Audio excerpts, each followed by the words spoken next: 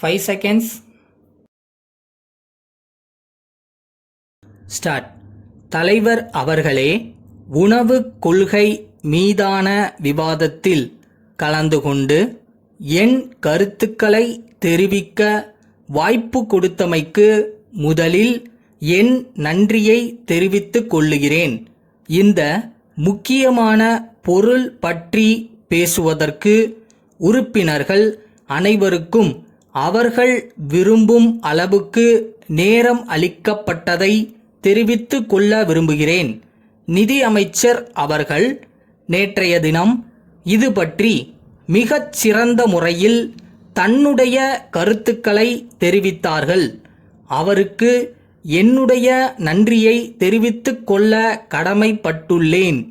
உணவு பிரச்சனை பற்றி பொது மக்களிடையே பல்வேறு அபிப்பிராய பேதங்கள் ஏற்பட்டுள்ளதை நாம் அனைவரும் நன்கு அறிவோம்.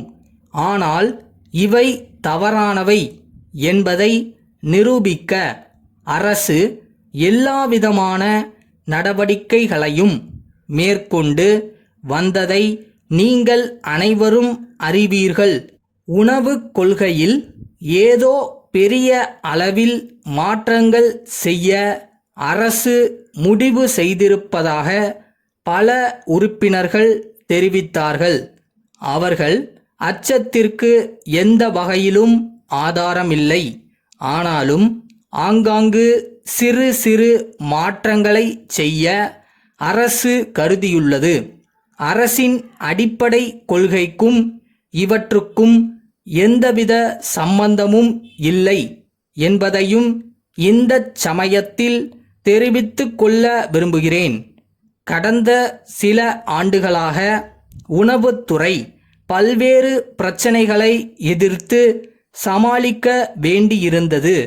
இந்த அரசும் சிறு சிறு தவறுகளை செய்திருக்கலாம். அவற்றை நாங்கள் மறுக்கவோ மறைக்கவோ விரும்பவில்லை. அப்படி செய்வதால் எந்த பயனும் ஏற்படாது என்பதும் எங்களுக்கு தெரியும்.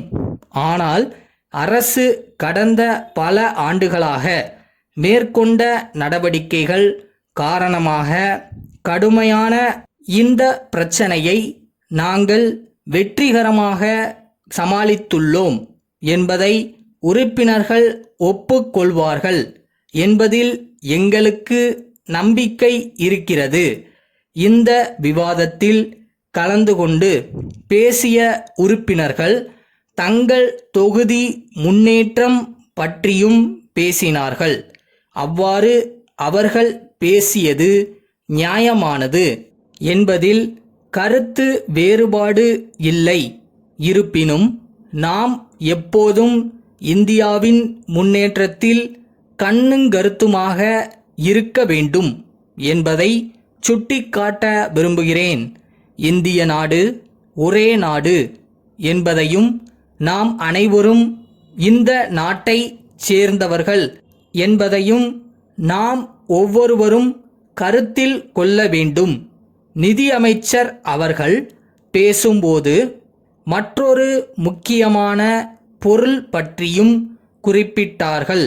அதாவது நமது உணவு கொள்கைக்கும் வளர்ச்சி திட்டங்களுக்கும் இடையே உள்ள நெருங்கிய தொடர்பை பற்றி எடுத்துச் சொன்னார்கள். மக்களுக்கு தேவைப்படும் அத்தியாவசிய பொருட்களை நியாயமான விலையில் விநியோகம் செய்தால் மட்டும் போதாது, அவற்றின் தரமும் அளவும் நல்ல முறையில் இருக்கும்படி பார்த்து கொள்ள வேண்டியதும் அவசியமாகும். மேலும் பொது விநியோக முறையில் எந்தவிதமான முறைகேடுகளும் ஊழலும் நடைபெறாமல் பார்த்து கொள்வதிலும் சம்பந்தப்பட்ட அலுவலர்கள் விழிப்புடன் இருக்க வேண்டும் என்று தெரிவித்து என்னுடைய உரையை முடித்துக் கொள்கிறேன். புதுடெல்லி, பட்டேல் நிறுவனம். சென்னை ராமசாமி நிறுவனத்தின் மேலாளருக்கு எழுதும் கடிதம். அன்புடையீர், தங்களின் 9ஆம் நாளிட்ட கடிதம் கிடைக்கப் பெற்றோம். தாங்கள் நன்கு அறிந்தபடி எங்கள் நிறுவனம் நாட்டின் இப்பகுதியில் நவீன தொழில்நுட்பம் உடைய தொலைக்காட்சி பெட்டிகளை தயாரித்து விற்பனை செய்வதில் முன்னணியில் உள்ளது.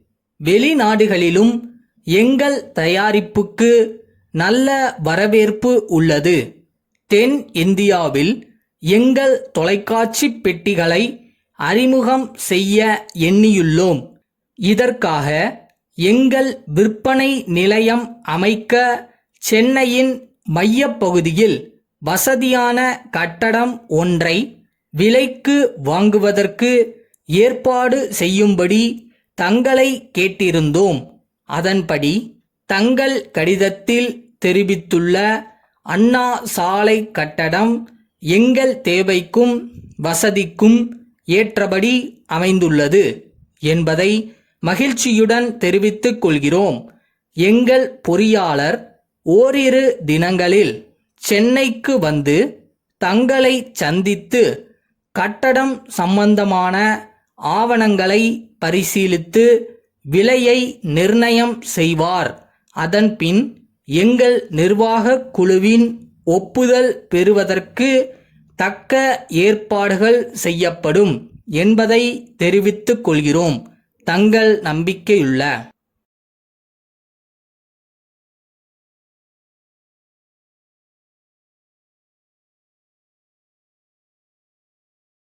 உங்களுக்கானது உங்ககிட்ட வரும். அதை யாரும் எடுத்துக்க முடியாது. ஸோ உங்களை நீங்கள் நம்புங்க. உங்களால் எவ்வளோ முடியுமோ அவ்வளோ எஃபோர்ட் போடுங்க.